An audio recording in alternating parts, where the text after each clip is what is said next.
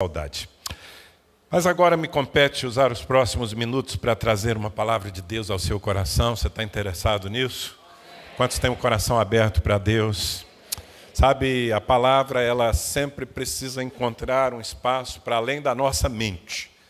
Ela precisa encontrar um lugar no nosso coração onde ela floresça, onde ela gere frutos.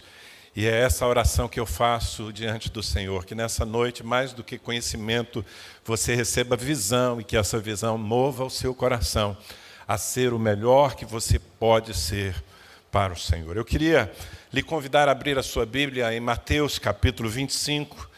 Vamos ler uma das parábolas que Jesus contou e dessas palavras ditas pelo nosso Senhor, nós vamos entender sobre um assunto muito importante na nossa caminhada cristã. Mateus capítulo 25, do 14 em diante, presta atenção na leitura. Jesus disse: pois será como um homem que, ausentando-se do país, chamou seus servos e lhes confiou, guarde esse verbo, e lhes confiou os seus bens. A um deu 5 talentos, a outro 2 e a outro 1. A cada um segundo a sua própria capacidade. E então partiu. O que recebera 5 talentos saiu imediatamente a negociar com eles e ganhou outros 5. Do mesmo modo, o que recebera 2 ganhou outros 2. Mas o que recebera 1, saindo, abriu uma cova e escondeu o dinheiro do seu senhor. Depois de muito tempo, voltou o senhor daqueles servos e ajustou contas com eles. Então, aproximando-se o que recebera 5 talentos, entregou outros 5, dizendo: Senhor, confiaste-me 5 talentos, eis aqui outros 5 talentos que ganhei. Disse-lhe o Senhor: muito bem, servo bom e fiel. Foste fiel no pouco, sobre o muito te colocarei. Entra no gozo do teu Senhor. E aproximando-se também o que recebera 2 talentos, disse: Senhor, 2 talentos me confiaste. Aqui tens outros 2 que ganhei. Disse-lhe o Senhor: muito bem, servo bom e fiel. Foste fiel no pouco, sobre o muito te colocarei. Entra no gozo do teu Senhor. Chegando por fim o que recebera 1 talento, disse: Senhor, sabendo que és homem severo, que ceifas onde não semeaste e ajuntas onde não espalhaste, receoso, escondi na terra o teu talento. Aqui tens o que é teu. Respondeu-lhe, porém, o Senhor: servo mau e negligente, sabias que ceifo onde não semeei e ajunto onde não espalhei? Cumpria, portanto, que entregasses o meu dinheiro aos banqueiros, e eu, ao voltar, receberia com juros o que é meu. Tirai-lhe, pois, o talento e dai-o ao que tem 10. Porque a todo o que tem se lhe dará, e terá em abundância. Mas ao que não tem, até o que tem, lhe será tirado. E o servo inútil lançai-o fora, nas trevas. Ali haverá choro e ranger de dentes. Quantos de vocês já tinham lido essa parábola alguma vez na vida? A maioria parece. Bom, eu quero incentivar você a ler a sua Bíblia. Você que está chegando à igreja nesse tempo, procure se familiarizar, ter um tempo diário com a palavra de Deus, gastar tempo não apenas lendo, mas estudando e permitindo que o Senhor transforme aquela informação em revelação. Um bom começo para quem está agora conhecendo a palavra de Deus são os evangelhos. Eu sempre aconselho o novo convertido a começar pelos evangelhos, talvez pelo evangelho de João. Mas, enfim, é muito importante que você desenvolva essa disciplina. Queridos, a minha intenção nessa noite é trazer uma palavra muito mais de ensino. Eu sei que há muitas necessidades aqui, nós celebramos o ministério profético, nós celebramos o ministério evangelístico da igreja, aquela palavra de amor e salvação que muitas vezes ouvimos, palavra de fé, mas às vezes nós temos necessidade de sermos fundamentados, de procurarmos entender a lógica de Deus, a matemática de Deus. E nessa noite eu quero falar com você sobre um assunto muito básico, mas muito importante.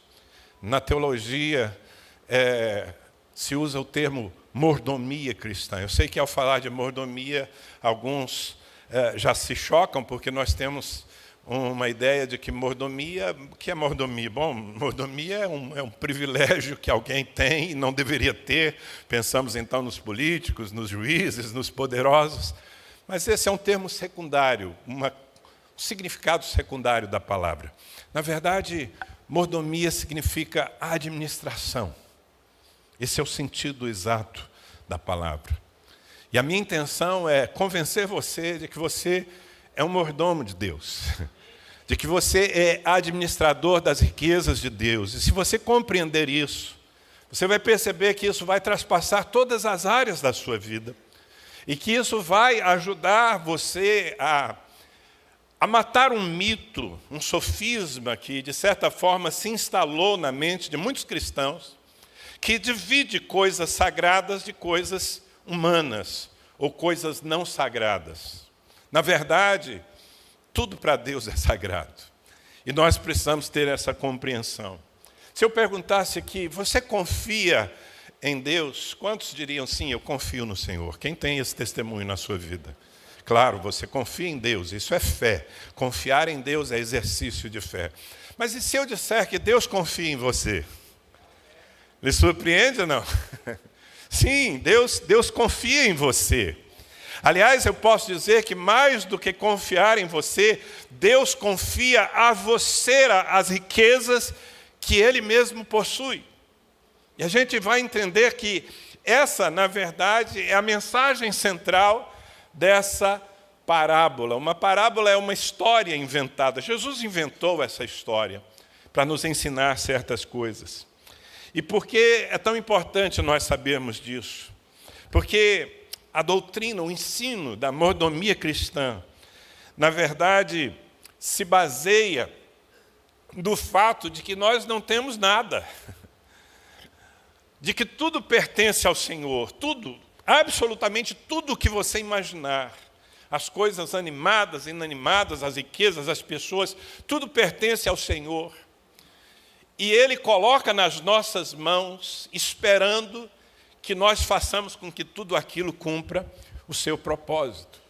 Quando você ganha consciência disso, isso pode mudar a sua perspectiva até para coisas muito simples. Sabe quando você está viajando no seu carro, andando pela rua, e você abre o vidro do carro e pega aquele lixo que está ali acumulado e joga, não é, para fora, e você fica tranquilo em relação a isso? Bem, se você tivesse um pouquinho, não precisava nem ter revelação de Deus, tivesse um pouquinho de consciência sobre ecologia e sobre o cuidado com o planeta, você não faria isso tão tranquilamente. Mas pior ainda, se você tiver a consciência de que o que está do lado de fora do seu carro é a casa do Senhor, é a terra que lhe pertence, e que foi colocada nas nossas mãos. Os céus são os céus do Senhor, a terra, porém, deu a Ele, aos filhos dos homens, para que nós administremos. É um exemplo bobo, mas só para que você entenda como a percepção de que tudo é de Deus muda a nossa postura em relação às coisas. E um verdadeiro cristão precisa compreender esse assunto. Em primeiro lugar, porque a falta de consciência de mordomia nos faz, às vezes, pensar que alguma coisa é nossa, é fruto do nosso trabalho, é fruto da nossa capacidade, e, portanto, nós temos direitos absolutos sobre aquilo. Isso é um engano, e eu vou mostrar para você na Bíblia nessa noite. E a outra consequência imediata de que você entenda essa visão é que você passa a viver em busca de resultados para Deus. Se você se vê como um administrador, por exemplo, se você olha para a sua família, e você não percebe a sua família apenas do ponto de vista humano, natural, mas você entende a sua família como um bem valiosíssimo que Deus colocou nas suas mãos, então você vai passar a investir em sua família debaixo da consciência de que prestará contas daquilo e que o Senhor espera ser glorificado. Está dando para entender? Bom, mas deixa eu usar a palavra, porque Na verdade, nessa história inventada por Jesus, há algumas ideias aqui. Como eu disse, isso é básico na vida cristã, mas eu acho que tem um bom tempo que nós não tocamos nesse assunto, pelo menos que eu me lembre aqui, de uma maneira concentrada, direta. E talvez haja muita gente nessa igreja que não ganhou essa consciência. E quando Jesus conta, então, a parábola dos talentos aqui é dinheiro, viu? Eu sei que a gente usa o termo talento para habilidades, não é, que certas pessoas têm, mas no caso aqui é literalmente dinheiro. Algumas moedas que um homem pegou do seu tesouro e entregou na mão dos seus servos, com o propósito de que aqueles servos trabalhassem com aqueles recursos e lhe devolvessem mais do que haviam recebido. Essa é a história. E essa história nos ensina algumas coisas. A primeira delas é que Deus é o dono de tudo. Diga comigo, Deus é o dono de tudo. É isso que está na figura. O versículo 14 diz: pois será como um homem que, ausentando-se do país, chamou seus servos e lhes confiou os seus bens. Amados, tudo o que nós temos é bem do Senhor. Eu acho que você não se lembra do dia em que você estreou nessa vida. Porque nem a capacidade de guardar na memória você tinha. Estreou, que eu digo, era no dia em que você veio à luz, no dia em que você nasceu. Ninguém se lembra desse dia. Talvez você tenha o relato dos seus pais. Mas hoje você tem uma ideia de como chegou aqui, certo? Você chegou sem nada. Concorda comigo? Nenhuma roupa no corpo você tinha. Você não podia nem falar ainda. No máximo, chorou. E já foi um lucro para os seus pais.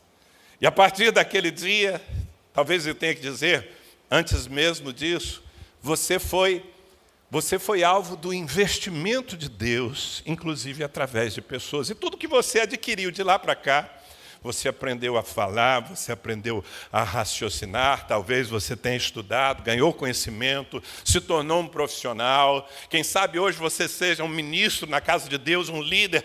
Tudo isso que apareceu na sua vida de lá para cá, inclusive o fôlego de vida que te sustentou todo esse tempo, são resultado da bondade de Deus investindo em você. Deus investe em você, mas Ele continua sendo o dono de tudo. E parece muito básico falar isso, sabe? Às vezes eu tenho que ensinar a palavra de Deus e eu me sinto assim um pouco constrangido, porque lá dentro de mim eu penso, meu Deus, será que eu preciso ensinar isso para as pessoas? Eu acho que todas elas já sabem, mas é que às vezes nós sabemos, mas nós não vivemos a partir do que sabemos. Precisamos transformar esse nosso conhecimento em uma fonte de atitudes. Deus é o dono de tudo. E a consciência de que Deus é o dono de tudo, coloca tudo no status do sagrado. Você concorda comigo? Veja bem, se Deus é o dono da terra, então a terra é sagrada. Se Deus é o dono do seu corpo, sabia que Deus é o dono do seu corpo? Assim, gorduchinho, magrelinho, baixinho, altinho, não interessa. Deus é o dono do seu corpo. Isso coloca o seu corpo no status de algo sagrado, porque pertence a Deus. A sua casa, seja ela uma mansão, seja uma casinha de Coab, não importa, pertence ao Senhor, portanto, é sagrada. Sim, eu sei que muitos de nós não pensamos assim no nosso dia a dia, mas essa é a verdade. No Salmo 24, versículo 1, nós lemos o seguinte: ao Senhor pertence a terra e tudo o que nela se contém, o mundo e os que nele habitam. Você quer uma afirmação mais categórica do que essa? Resta alguma dúvida? Ao Senhor pertence a terra. Mas não apenas a terra, planeta, ao Senhor pertence tudo o que está na terra. E quantos aqui sabem que na Bíblia tudo significa tudo? É isso aí. Tudo pertence ao Senhor, o mundo e os que nele habitam, as pessoas, inclusive, com suas habilidades, pertencem a Deus. Uau! Então, tudo é sagrado. Então, nós estamos aqui quebrando essa dicotomia entre o que é natural e o que é espiritual. Para Deus, tudo traz as marcas da sua divindade. No Salmos 89, o salmista faz uma oração e no versículo 11 ele diz: Senhor, teus são os céus, tua a terra, o mundo e a sua plenitude, tu os fundaste. Deus é o dono por criação, Ele fez tudo. Nada do que você vê, e mesmo daquilo que você não enxerga, mas existe, seja no plano natural, seja no mundo espiritual, tudo foi obra da criação do nosso Deus. E Ele fez tudo para a glória do seu nome.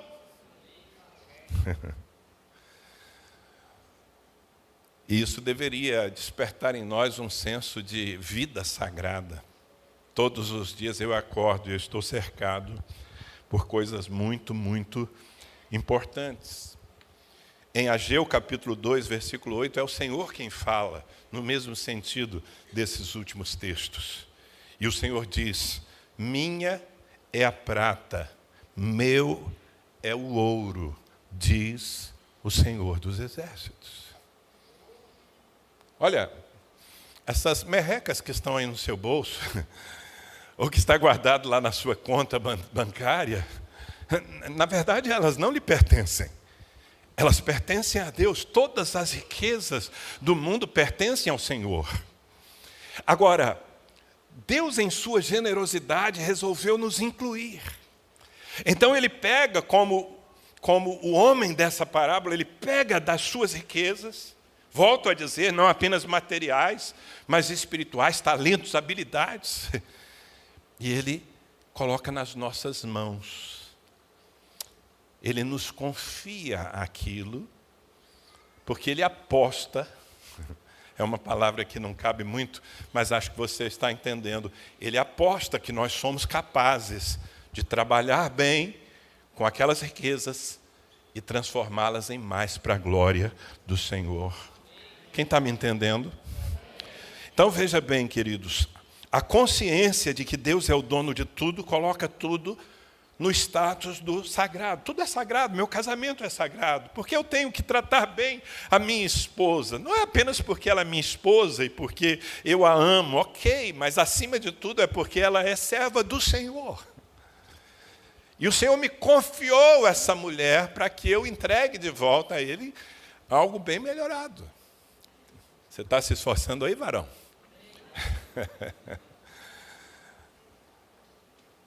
Percebe como muda a nossa percepção das coisas? Agora, essa revelação de mordomia também nos leva a entender que tudo tem não apenas origem em Deus, mas tudo tem um propósito divino. Deus não fez nada por fazer. Deus não coloca nada em sua vida por colocar, assim, só para pendurar aí. Tudo o que Deus faz e nos entrega, Ele faz com um propósito. Aquilo precisa cumprir o propósito da criação. E qual é o propósito da criação? A glória de Deus. Veja o que diz o apóstolo Paulo em 1 Coríntios capítulo 11, versículo 6. Todavia, para nós, há um só Deus, o Pai, de quem são todas as coisas e para quem existimos. Você está prestando atenção no texto? Está dizendo que há um só Deus, o Pai, de quem todas as coisas são, e nós também lhe pertencemos, para quem existimos. E um só Senhor, Jesus Cristo, pelo qual são todas as coisas, e nós também, por Ele. Uau! Fala a verdade, você é muito importante. Você é muito especial. Agora, a segunda mensagem que eu entendo dessa parábola é que Deus não é apenas o dono de tudo. Tudo lhe pertence. Mas Ele investe em cada um de nós. Deus está investindo em você, agora mesmo. Você está aí, tranquilão, sentado nessa cadeira, recebendo uma palavra. Se usar bem esse conteúdo, isso vai transformar você em uma pessoa melhor, você vai viver melhor nessa terra. Talvez você nunca tenha feito a conta e talvez não consiga fazer, de fato, a conta de quanto investimento há para que você, por exemplo, receba uma palavra como essa. Você chegou aqui, estava tudo pronto, certo? Ar-condicionado ligado, o som já passado, os músicos estavam já preparados para lhe conduzir à presença de Deus através da adoração. Você faz ideia de quanto movimento houve para que você, nessa noite, fosse abençoado? Há pessoas que chegaram aqui 1h30 antes. Há pessoas que trabalharam durante a tarde para deixar esse ambiente preparado para que você possa receber mais investimento de Deus. E aqui para nós, irmãos, você não acha que essa palavra que eu estou ministrando ao coração de vocês, ela simplesmente assim, puf, apareceu na minha cabeça? Quem dera. Não. Ela foi fruto de algumas horas de estudo, de pesquisa, de organizar as ideias, de pedir ajuda ao Espírito Santo para poder transmitir de uma maneira didática. Agora, eu estou te falando só dos movimentos, alguns dos movimentos que acontecem para que um culto como esse, no qual Deus está investindo em você, aconteça. Agora, pensa na vida como um todo. Sabe? Deus investe em nós. Quantos dizem glória ao Senhor? E nós temos aqui uma relação de confiança, porque Deus acredita que nós somos capazes, não apenas de cuidar daquilo que Ele nos entrega, daquilo que Ele deposita em nossas mãos, mas que nós somos capazes de desenvolver o que Ele investe em nós.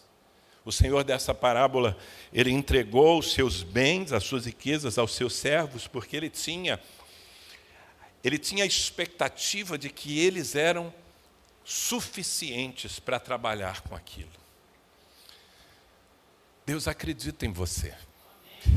Às vezes a gente bate no peito e a gente diz, não, eu sou uma pessoa de fé, eu creio em Deus, eu acredito em Deus. É grande coisa você acreditar no Deus Todo-Poderoso. Qual é o sacrifício disso? Mais difícil é desacreditar. Agora, o surpreendente é que Deus, o Todo-Poderoso, olha para vocêzinho aí, olha para mim e diz, eu acredito nele.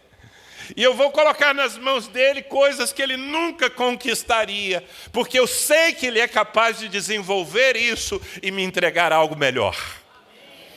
Puxa vida, alguns de vocês talvez vivam debaixo do tacão de palavras, sabe, tão ferinas. Você cresceu ouvindo as pessoas que deveriam lhe afirmar, dizendo, você não presta para nada, você nunca vai dar certo, tudo que você faz é um desastre, você nunca vai prosperar. Muitas pessoas vivem debaixo desse jugo de palavras malditas, não é verdade? Mas se essas pessoas, que às vezes se arrastam debaixo desse peso, se elas compreenderem o quanto Deus acredita nelas, ao ponto de colocar em suas vidas tantas coisas preciosas, então elas teriam um outro comportamento, uma outra reação diante da vida. Nós temos também, queridos, na mordomia, uma demonstração da generosidade de Deus. A generosidade de Deus. Sabe, não é que Deus precisou de nós, não é que um dia na eternidade Deus pensou e falou, puxa, eu quero fazer tanta coisa, mas eu não tenho como, eu vou precisar de criar um homem para fazer. Não, Deus não precisava de nós. Pelo simples fato de que Deus é Deus. Sendo Deus, Ele é completo, Ele é autossuficiente.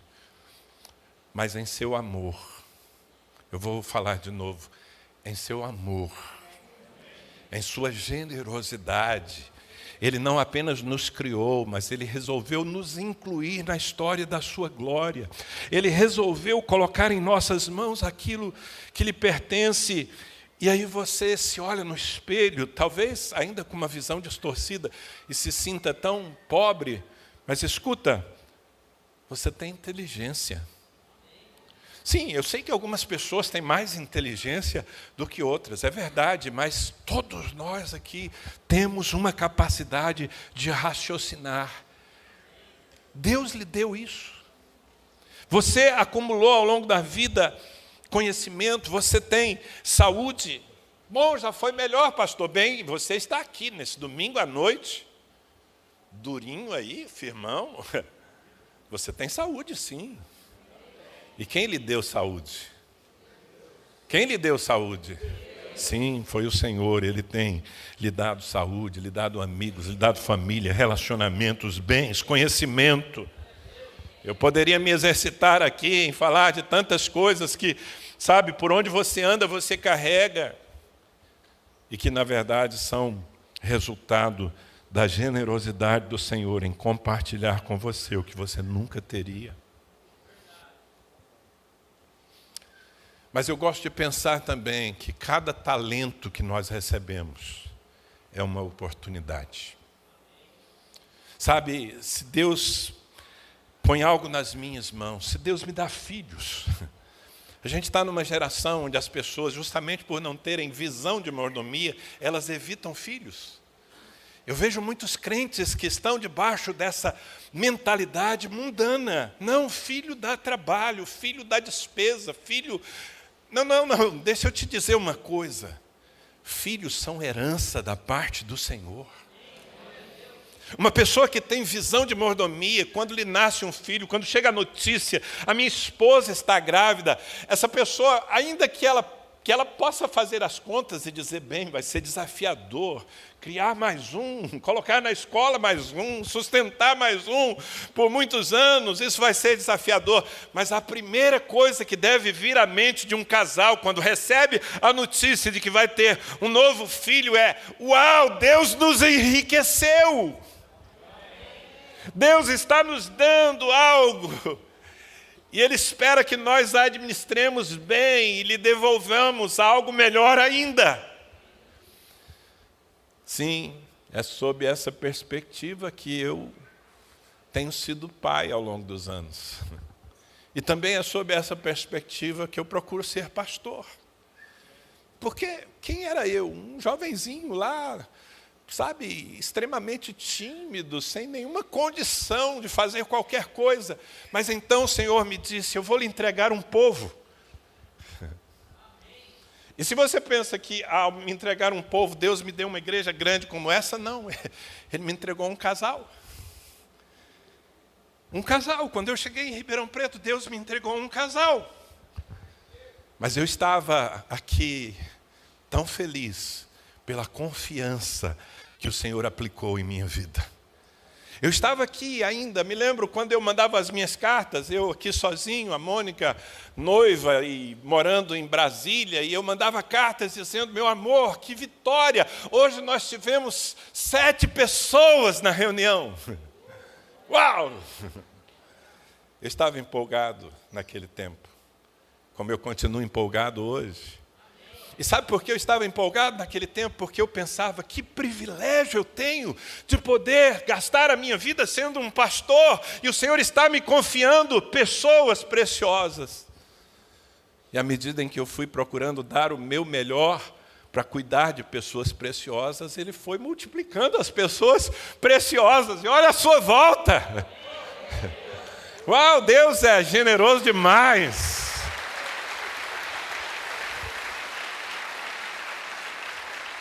Então não, a igreja não é a igreja do Danilo, é a igreja do Senhor.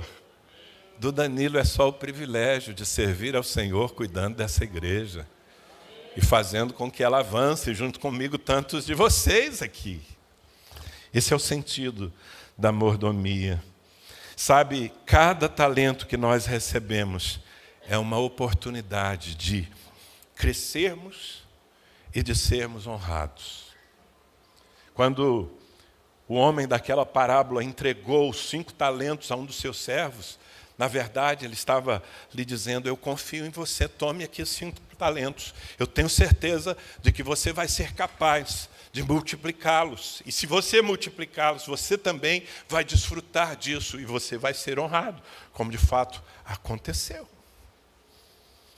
Eu acho que foi pensando em coisas desse tipo que o apóstolo Paulo escreveu uma grande exclamação em Romanos capítulo 11, do versículo 33 ao 36. Paulo disse: ó profundidade da riqueza, tanto da sabedoria como do conhecimento de Deus, quão insondáveis são os seus juízos, quão inescrutáveis os seus caminhos. Quem, pois, conheceu a mente do Senhor, ou quem foi seu conselheiro, ou quem deu a ele primeiro para que ele venha a ser restituído?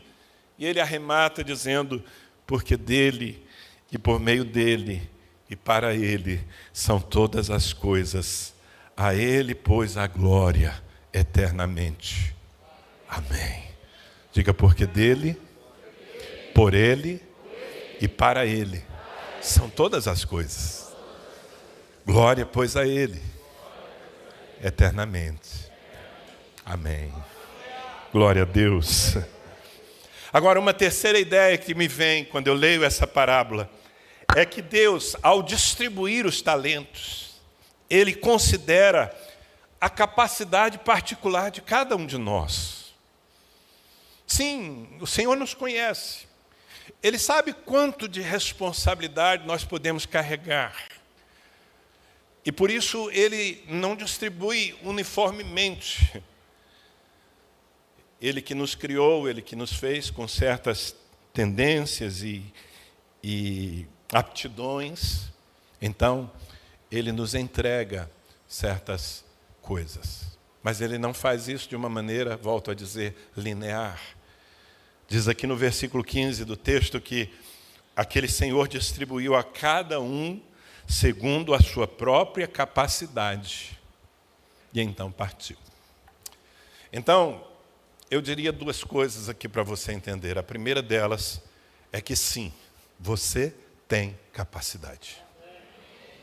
Será que você pode me ajudar a pregar nessa noite? Você pode me ajudar a imprimir a verdade no coração dessa pessoa que está aí mais próxima de você? Diga para ela: sim, você tem capacidade. Talvez algumas dessas pessoas que estão aqui, como eu disse, ouviram a vida toda que são incapazes, que são fracasso, que nunca vão dar certo. Mas o que eu entendo da palavra é que sim, todos nós temos capacidade. E se ninguém enxergar a nossa capacidade, Deus enxergará. E Deus investirá em nós. Essa é a primeira verdade. Agora, a segunda verdade é que as nossas capacidades são diferentes. Então, meu irmão, pelo amor de Deus, não se compare com ninguém. A comparação não é um exercício assim abençoado. Quando você se compara, você ou se exalta ou se diminui, porque a sua referência é o outro. Nós não fomos chamados para nos comparar. Nós fomos chamados para cooperar uns com os outros.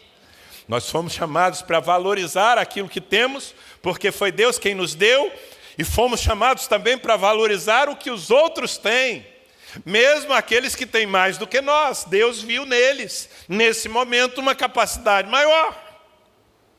Agora, a boa notícia que eu tenho para lhe dar é que, se por um lado a minha capacidade determina o quanto Deus põe na minha mão, por outro lado, capacidade não é um conceito fechado.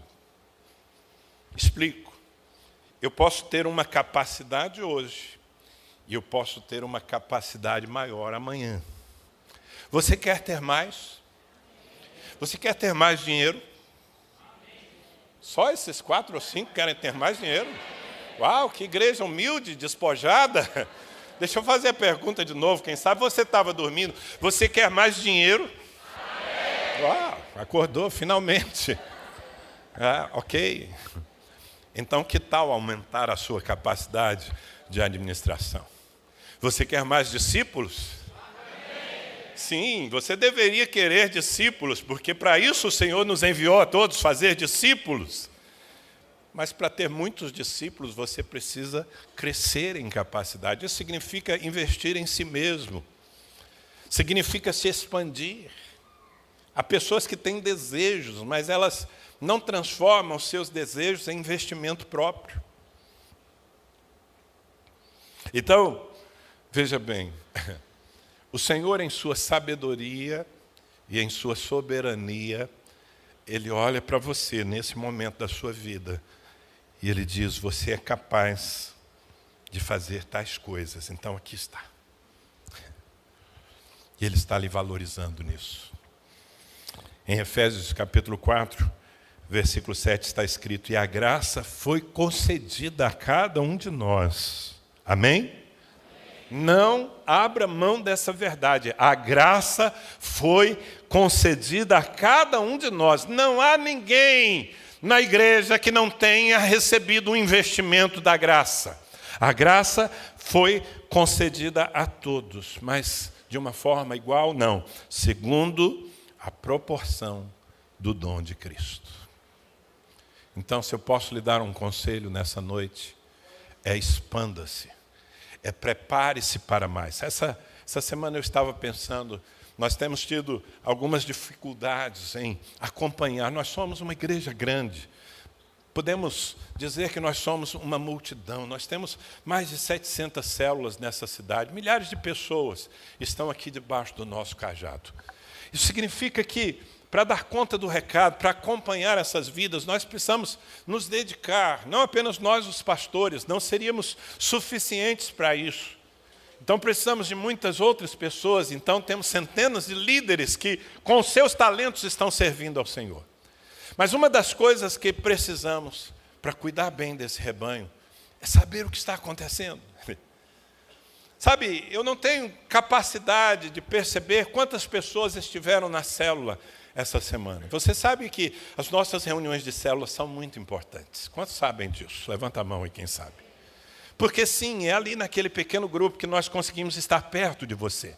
Quando você abre mão de estar numa célula, quando você vem só às grandes reuniões da comunidade, você nos impede de pastorear você, porque aqui você está perdido no meio de uma multidão. Mas mesmo tendo as nossas células e os líderes, nós temos que o tempo todo estar cobrando, porque alguns líderes têm dificuldade de fazer uma coisa simples. Prestar relatório. Preencher uma lista de presença e enviar pelo sistema.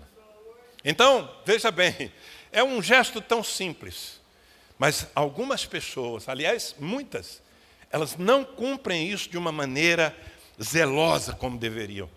Sabe o que eu estava pensando essa semana?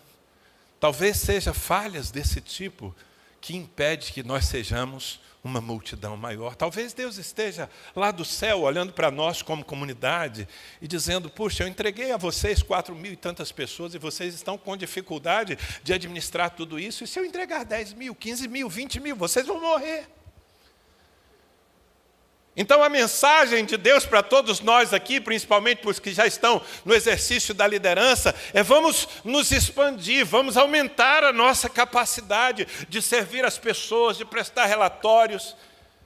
E uma vez que Deus veja que nós somos capazes de levar mais peso sobre os ombros, Ele nos entrega mais riquezas. Alguém está entendendo ou não? Ok, espero que principalmente os líderes entendam o que eu estou falando. Agora, veja bem, queridos, deixa eu partir aqui para os finalmente.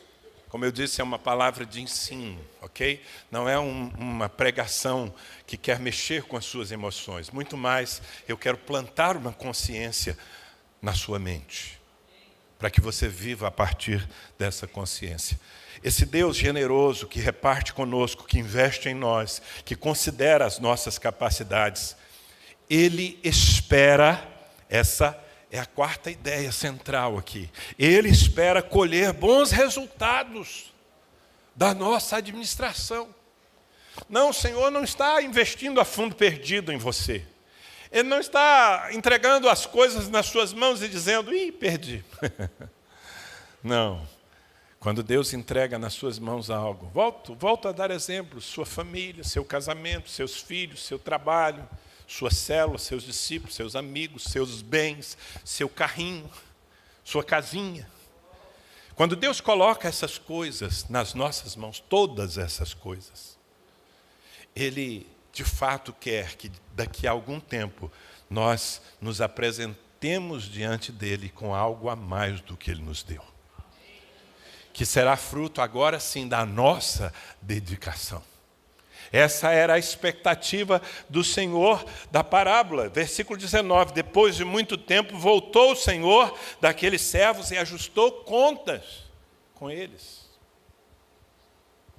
Deus é o Deus que nos pede contas, sabia disso? E por favor, não veja isso como algo negativo, não é?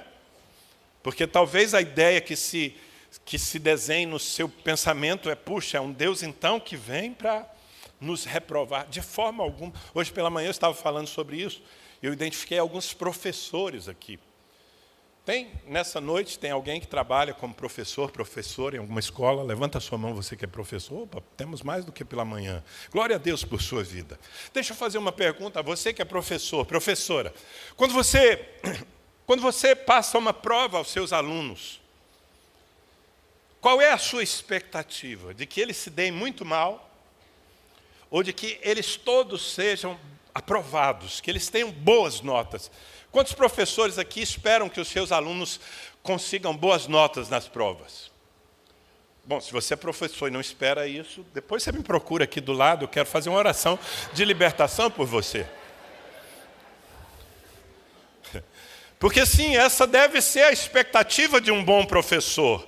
Porque ele pensa, eu estou me dedicando com um propósito. Qual é o propósito? Eu estou pegando do meu conhecimento e estou colocando na cabeça desses meninos aqui. E o meu propósito ao fazer isso não é reprová-los. O meu propósito é perceber que eles estão usando bem o conhecimento que eu reparti. Então, eu quero aprová-los. Esse é o coração de Deus também. Quando Ele nos entrega os bens, todos os bens, dinheiro, pessoas, Ele tem uma expectativa, eu vou voltar. Ele vai ter trabalhado com isso. E eu vou me sentir glorificado em sua prosperidade. Mas claro, o Senhor não vai burlar o processo. Então não é porque Ele tem boas expectativas a seu respeito que Ele vai então lhe dar nota azul se você não se dedicou para uma nota azul. Percebe? Deus é justo. O que deve gerar isso em nós, irmãos? Deve gerar zelo.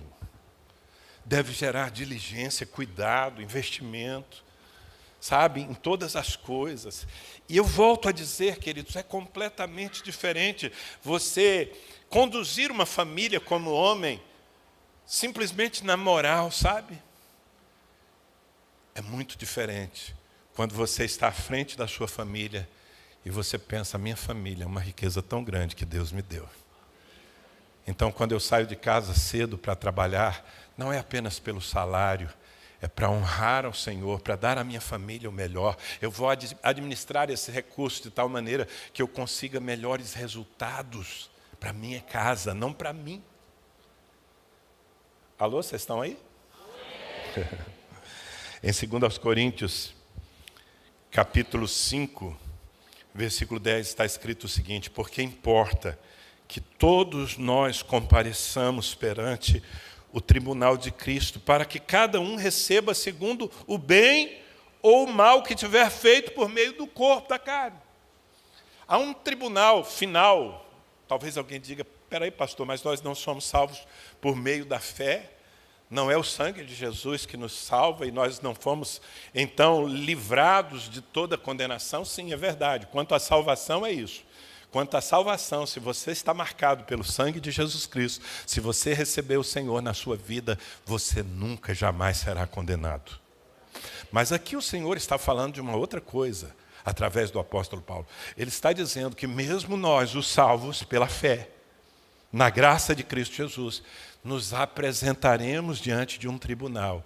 E a nossa eternidade, sabia que a nossa eternidade não será igual à minha e à sua? Não me peça para te explicar isso, porque eu não fui lá ainda, entendeu? Mas eu compreendo perfeitamente. Sabe por quê? Porque existe um conceito, que é um conceito eterno, é o conceito de galardão. Galardão é sinônimo de recompensa.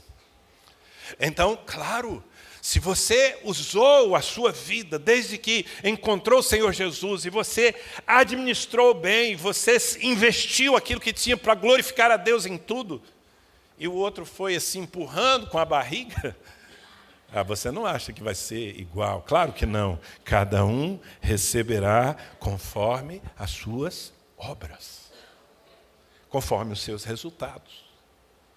Então, por favor, dá um chacoalhão nessa pessoa aí e fala para ela, por favor, dê resultado, porque a eternidade não acaba. Dê resultados, para a glória de Deus. Amém? Um dia um rei babilônico chamado Beltesazar, ele estava lá pousando para todas as selfies, fazendo uma grande festa, um banquete, e o palácio estava cheio de gente, e Deus resolveu aparecer. Essa história está em Daniel capítulo 5. E naquela festa, o Senhor fez com que uma mão aparecesse, uma mão bem grande, começou a escrever na parede, e todo mundo viu aquela inscrição. E sabe o que Deus estava escrevendo para todo mundo ver, mas a mensagem era para aquele rei, Beltesazar. A mensagem era, pesado foste na balança de Deus e achado em falta. Por esta causa o teu reino será dividido. Já pensou se aparecesse essa mão hoje aqui? Para fazer uma avaliação de como nós estamos conduzindo a nossa vida, a nossa mordomia.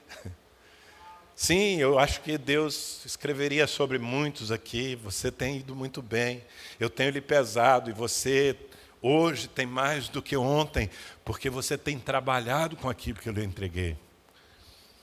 Mas é possível também que alguns teriam que ouvir, você foi pesado e achado em falta. Você está perdendo as coisas que eu lhe confiei. E eu termino essa reflexão, amados, lendo aqui apenas os últimos versículos daquele texto, versículo 21 de Mateus 25. Disse-lhe o Senhor, muito bem, servo bom e fiel. Foste fiel no pouco, sobre o muito te colocarei. Entra no gozo do teu Senhor. Essa foi a palavra que ele deu ao servo que, pegando 5 talentos, e também ao que pegou 2 talentos, trabalhou, suou a camisa, fez o seu melhor e devolveu mais ao seu Senhor. Uau, servo bom e fiel. Alegre-se comigo. Aliás, o Senhor diz, tire daquele que não trabalhou, que não desenvolveu, que simplesmente enterrou o talento, tire dele, dê para o que tem 10, porque ele demonstrou a sua diligência. Mas o Senhor também disse ao servo que, veja bem, nessa parábola, nem tem um servo que perdeu, tem o que enterrou, o que guardou, mentalidade de manutenção, está aqui, do jeitinho que o Senhor me deu, está aqui, estou devolvendo, estamos quites. Está quites não. Na verdade, você é mau e negligente. Você não trabalhou aquilo que eu lhe confiei. Mas o que eu quero dizer ao ler esses versículos de novo é o seguinte, querido. Se por um lado, a negligência, você entende essa palavra, negligência? Se a negligência é punida nas nossas vidas, por outro lado, a fidelidade é premiada. Eu vou dizer de novo, a fidelidade é premiada. Quando você é fiel, você tem recompensa. É isso que nos ensina a palavra de Deus. Então veja bem, os lugares de honra no reino de Deus não são para os melhores, porque essa palavra melhor significa comparação, eu sou melhor que você. Não, os lugares de honra no reino de Deus não são para os melhores. Os lugares de honra são para os fiéis. Percebe que o que trabalhou com 5 talentos e multiplicou para 10, ele recebeu a palavra do seu Senhor de aprovação, dizendo, servo bom eu te aprovo. Mas o que trouxe 2 também recebeu a mesma palavra. Porque embora os resultados tenham sido diferentes, a fidelidade foi a mesma. Tudo que Deus espera da nossa vida é que nós sejamos achados fiéis. Amém? Fique em pé, por favor. Eu quero ler com você uma última passagem. Tomara que ela se inscreva no seu coração como um incentivo para que você saia daqui com a disposição de ser um bom mordomo do Senhor. Então amanhã, segundona, quando você acordar, despertador, sabe, te derrubar da cama, e você olhar para o que tem que fazer, não pense, lá vou eu de novo para aquele empreguinho, para ganhar aquele salarinho. Não, não. Que você pense, bem, o Senhor me confiou um emprego, desse emprego o Senhor tem me dado um salário, eu vou honrar o Senhor. Aquela empresa, ela vai ganhar por minha causa. Aquele patrão vai ganhar, aquele chefe chato, ele vai ganhar por minha causa. Porque eu não estou servindo a ele, eu estou servindo ao Senhor. Esse é o exercício da minha mordomia. E eu creio que o Senhor está medindo tudo. E que Ele, ao seu tempo, me premiará pela minha fidelidade. Próxima vez que você ver os seus filhos, adolescentes, lhe dando algum trabalho, você vai olhar, que riqueza. O Senhor me confiou esses marmanjos. E eu estou aqui para entregá-los melhor. Eu vou dedicar mais tempo, mais oração, mais amizade, mais carinho, mais disciplina a eles. E o Senhor vai receber algo melhor do que Ele me entregou. Olha o que diz Apocalipse, capítulo 22, versículos 12 a 14. O último texto que eu quero ler com você. São palavras de Jesus. O Jesus Cristo que está glorificado à destra do Pai. Ele diz o seguinte: eis que venho sem demora. Eu acho que você não ouviu isso. O Senhor Jesus diz: eis que venho sem demora. E comigo está o galardão, a recompensa que tenho para retribuir a cada um segundo as suas obras. Eu sou o Alfa e o Ômega, o primeiro e o último, o princípio e o fim.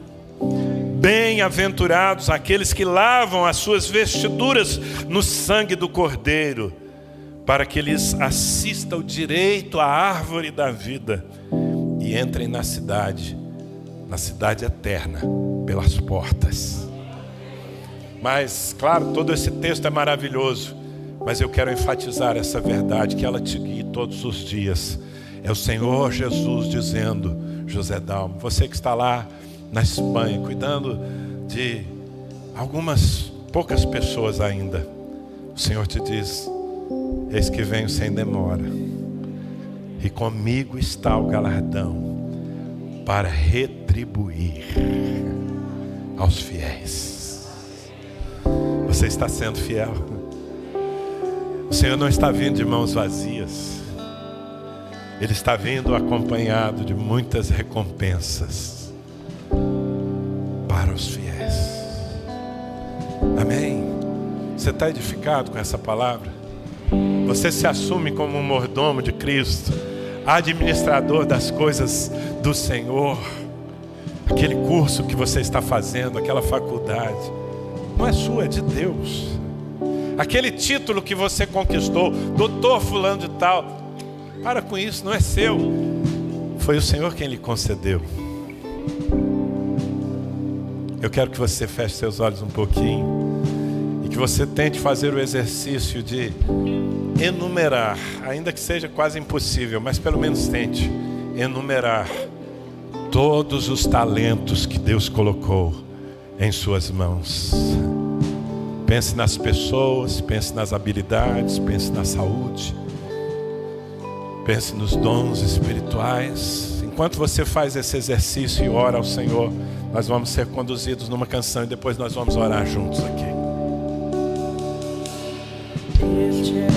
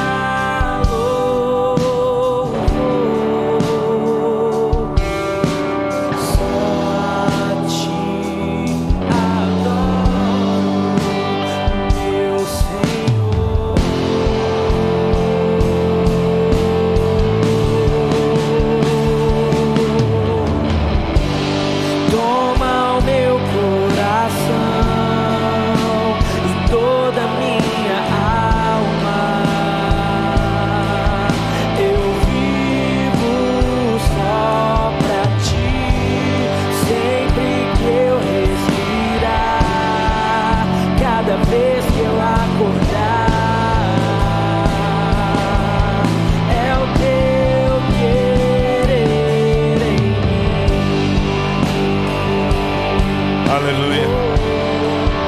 Amados, nós vamos fazer diferente do que costumamos fazer. Normalmente o pastor que está aqui ora por todos, às vezes chama alguns à frente. Mas nós vamos fazer diferente. Nós vamos orar uns pelos outros. Você vai orar e abençoar os talentos que estão na mão do seu irmão. Só que eu queria que não fizéssemos isso apenas aí, marido e mulher, pai e filho.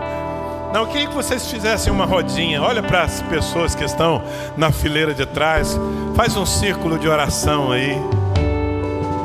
Junta com uns 4 ou 5, não muitos, não poucos. O suficiente para que possam orar juntos. E o que eu quero pedir é que você comece a glorificar a Deus pelos talentos que estão nas mãos dos seus irmãos. Talvez você nem conheça essas pessoas, mas elas carregam riquezas de Deus. Dê graças ao Senhor e abençoe. Peça, Senhor, usa essa palavra para que o meu irmão consiga colocar tudo aquilo que o Senhor lhe entregou num lugar de prosperidade. Que ele consiga administrar, fazer crescer, avançar, produzir. Ore, levanta a voz. Abençoe o vigor para que ele invista. É mais fácil enterrar do que trabalhar com talento. Mas diga: Deus, enche o meu irmão de motivação, Senhor. Que a motivação dele seja te apresentar os resultados. Seja dizer: Senhor, está aqui aquilo que o Senhor me deu e mais. Porque eu consegui multiplicar.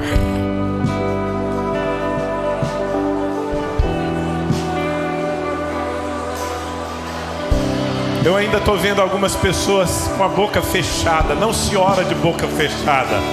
Abra sua boca em oração. Abençoe aqueles que estão à sua volta. Diga: Espírito Santo, faz do meu irmão um bom mordomo. Capacita-o mais e mais. Ajuda-o a valorizar aquilo que ele já tem. Porque o Senhor valoriza. Meu Deus, em nome de Jesus, eu oro com a tua igreja, Senhor. Espírito Santo, implanta em nós essa consciência de mordomia, de privilégio. Somos privilegiados. O Senhor nos confiou tanta riqueza. Nos ajuda, Espírito Santo, a trabalhar bem. Nos ajuda, Espírito Santo, a desenvolver, a prosperar na vida, para a tua glória. Nos ajuda a usar o que nós temos de uma maneira saudável, Senhor. Perdoa-nos se nós deixamos num canto, enterramos talentos, habilidades, deixamos pessoas preciosas para trás. Perdoa-nos, Senhor. Dá-nos um tempo para que nós possamos reverter toda falta de diligência, em nome de Jesus, meu Deus. Quero abençoar a tua igreja nessa noite. Que seja uma multidão de mordomos, de servos bons e fiéis, que entram no gozo do seu Senhor. Em nome de Jesus. Amém. Em nome de Jesus. Quantos dizem amém? Levanta a sua mão direita assim. Isso, aplauda ao Senhor.